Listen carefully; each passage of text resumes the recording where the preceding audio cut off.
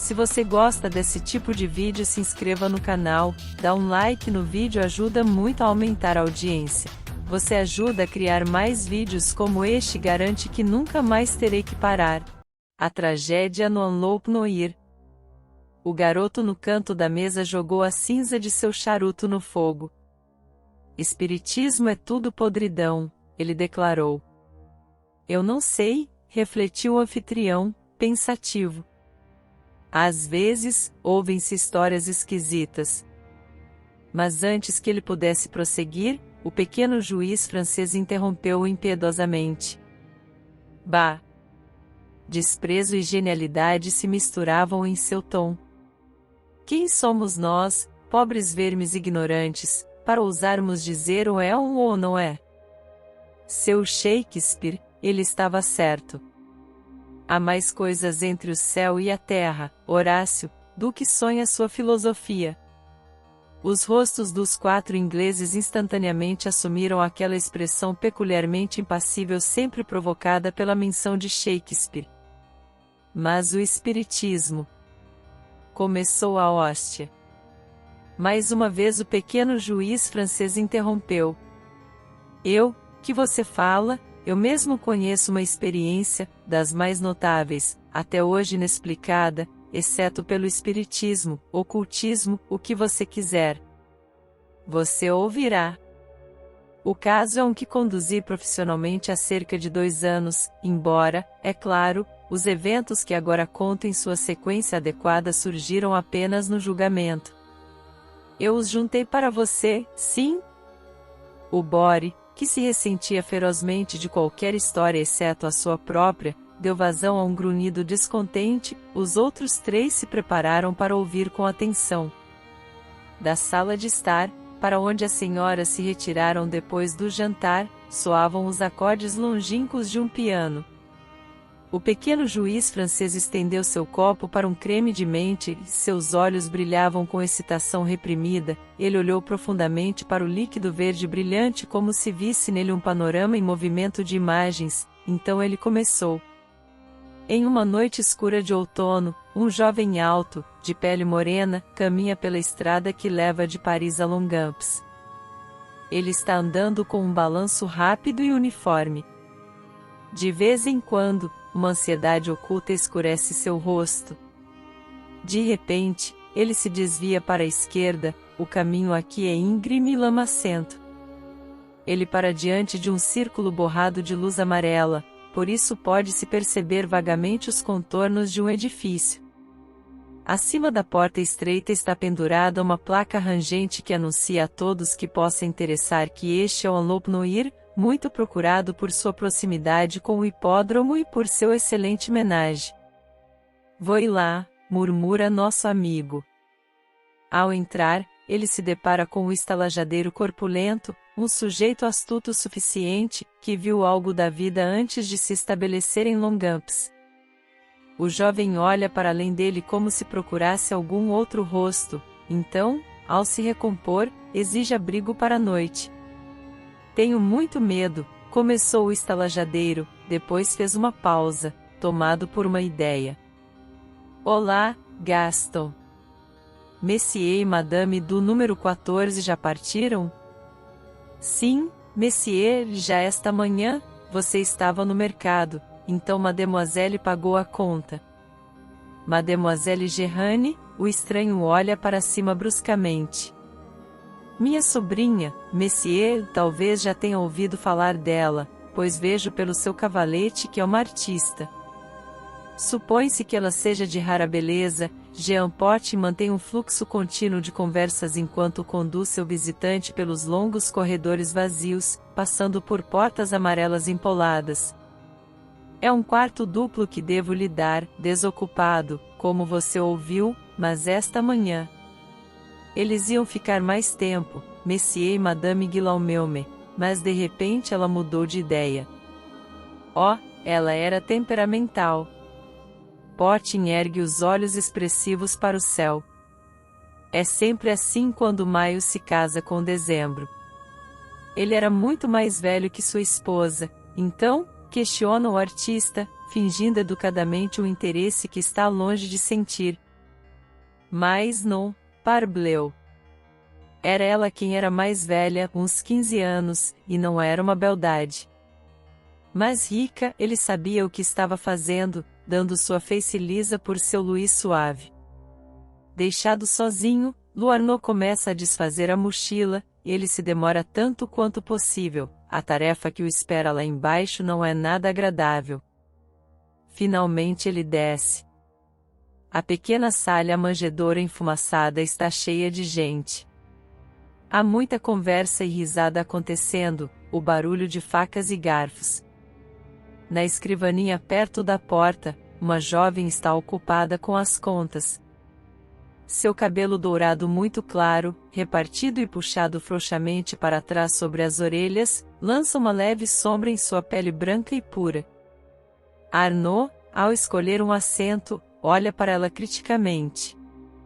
Bah, ela é insignificante, ele pensa.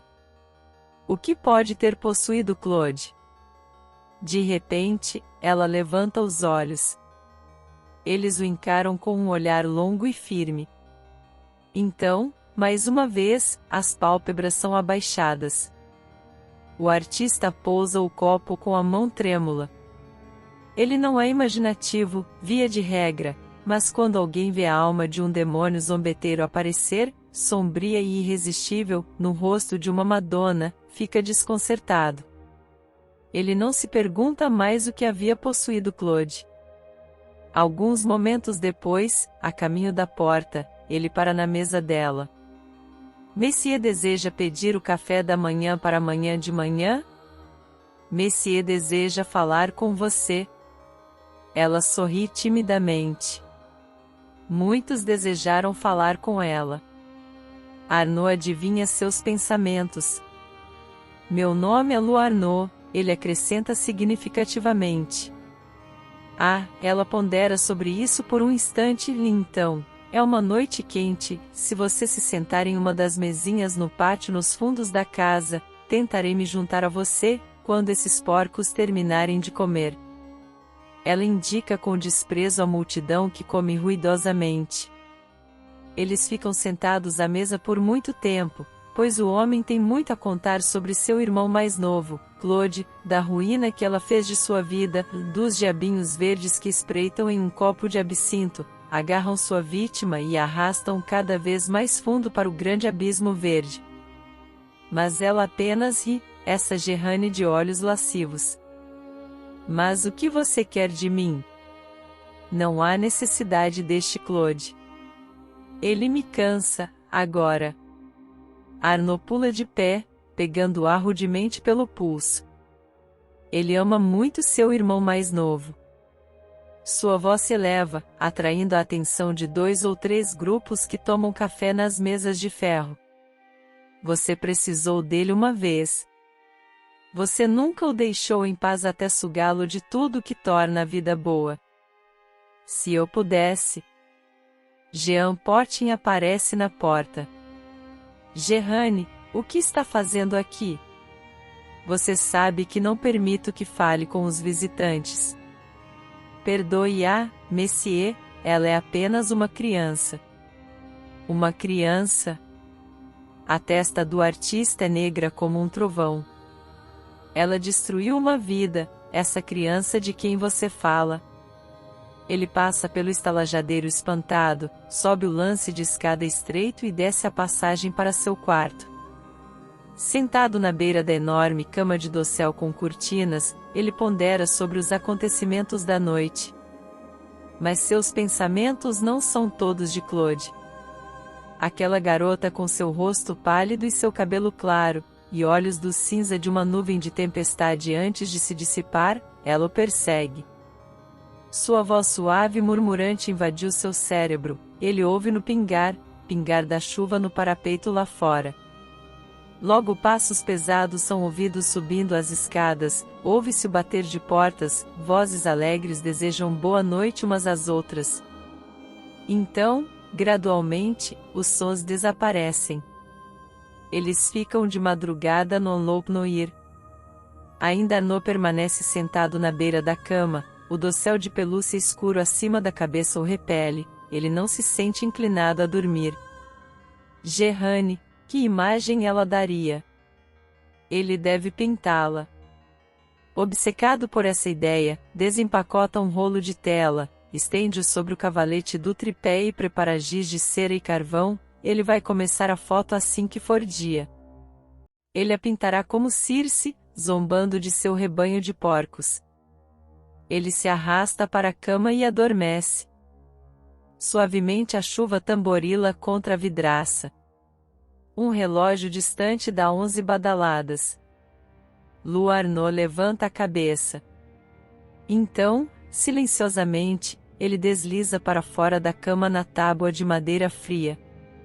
Como em transe, ele atravessa a sala, pega o carvão e trabalha febrilmente na tela em branco no cavalete. Por 20 minutos sua mão não vacila, então o carvão cai de seus dedos inertes.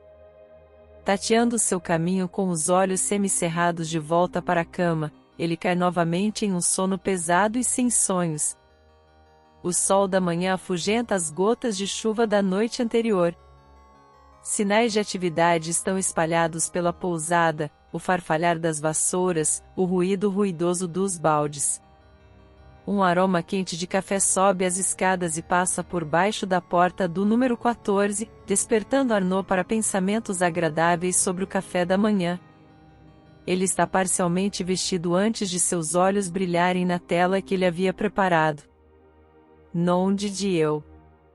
Ele cai contra a parede, olhando estupefato para a foto diante dele. É a imagem de uma menina, agachada em posição ajoelhada, toda a agonia da morte aparecendo claramente em seus olhos voltados para cima.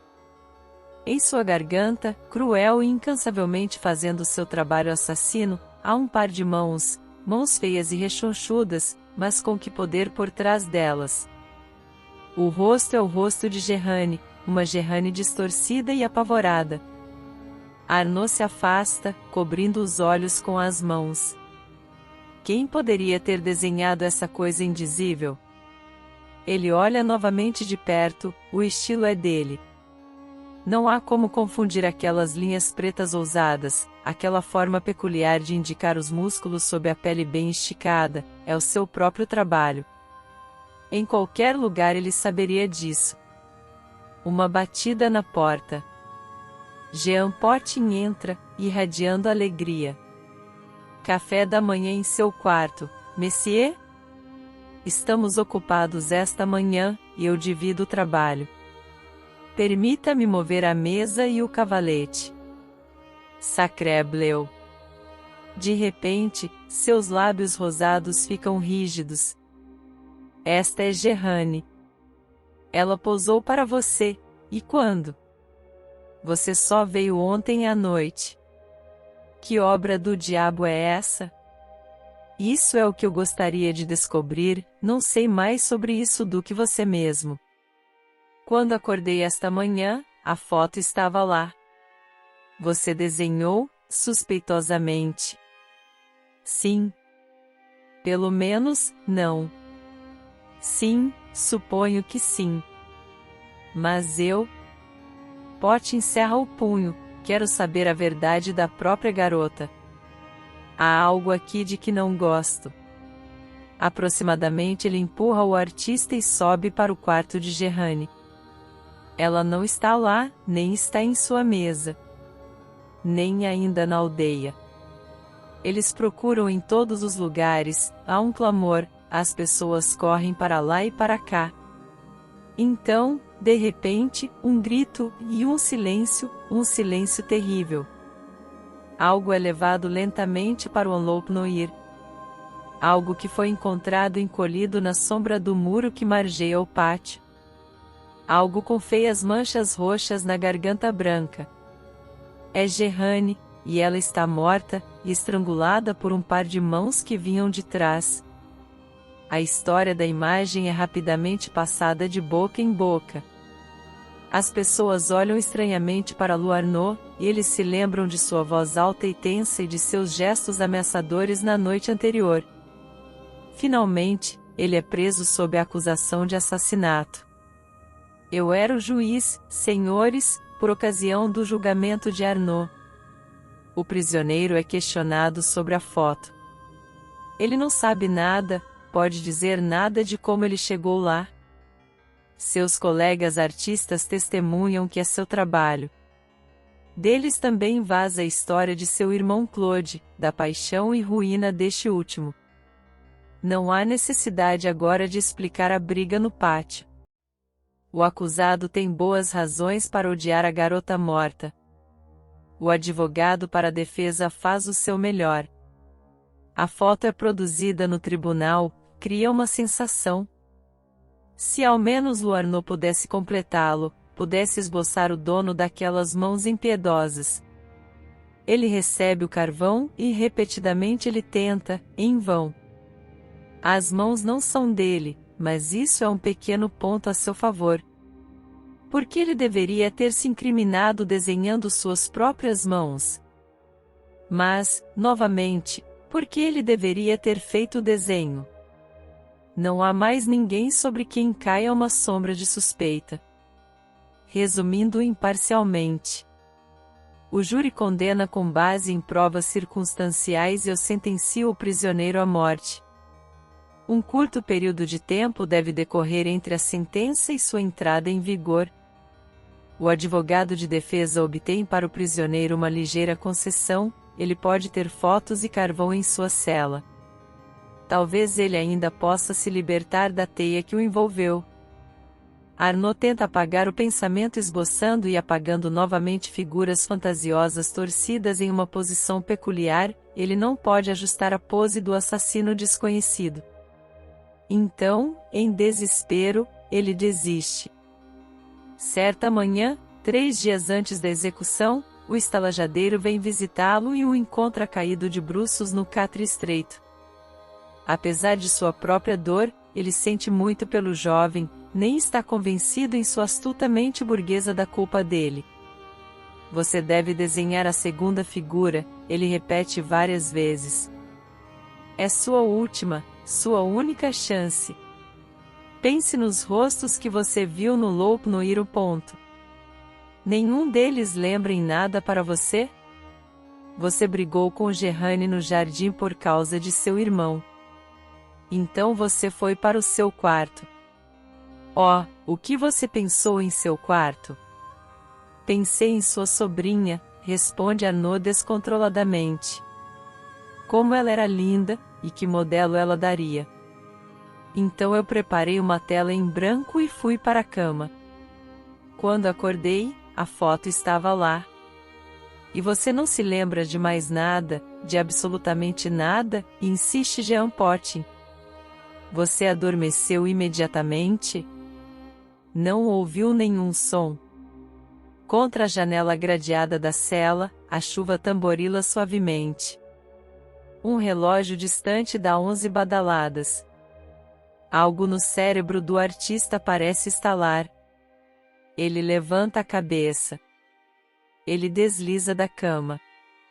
Como em transe, ele atravessa a cela, pega um pedaço de carvão e trabalha febrilmente no quadro do cavalete. Sem ousar falar, Jean Potin o observa. A figura atrás das mãos cresce e cresce sob os dedos de Arnaud. A figura de uma mulher. Depois o rosto, um rosto grosseiro e maligno, distorcido por más paixões. Ah! É um grito de reconhecimento do estalajadeiro sem fôlego. Isso quebra o feitiço.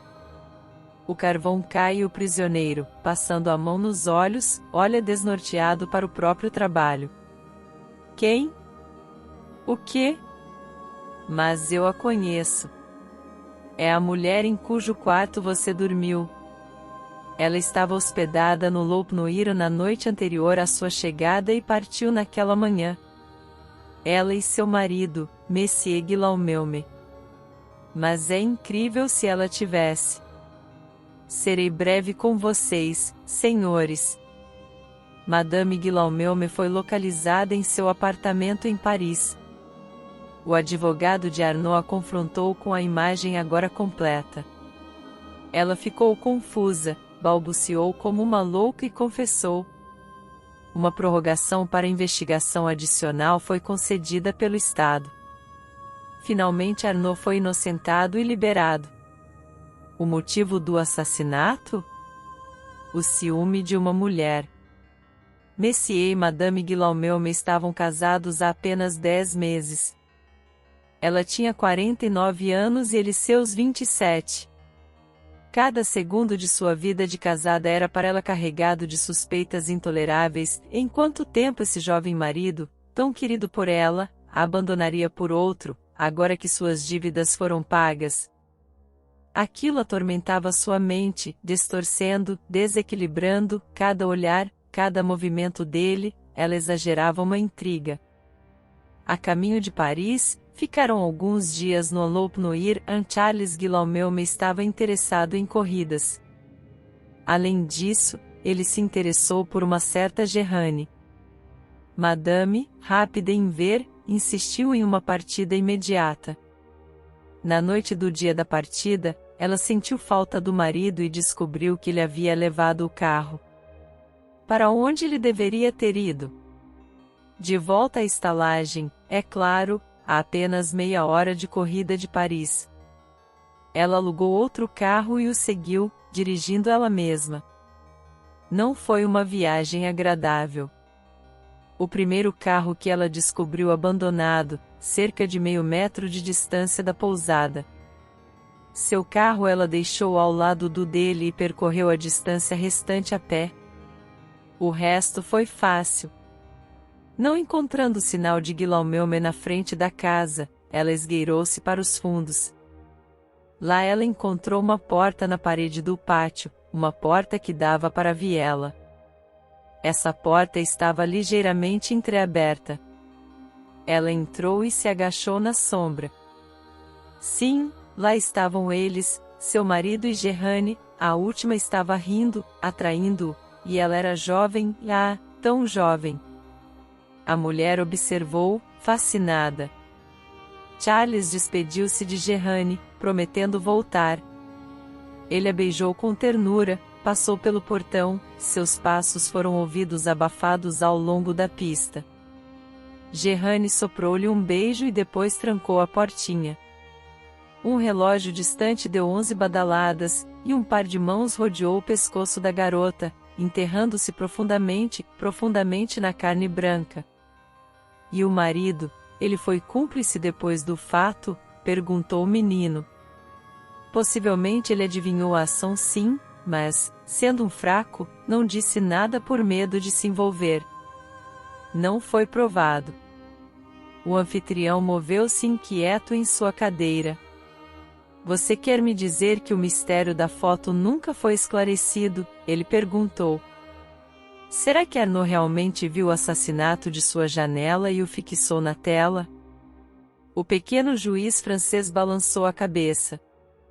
Eu não te disse que a janela dele dava para frente, ele respondeu. Não, esse ponto ainda não foi explicado. Está além de nós. Ele fez um gesto amplo, derrubando o copo de licor, caiu com estrondo no chão de parquet. O Bore acordou sobressaltado.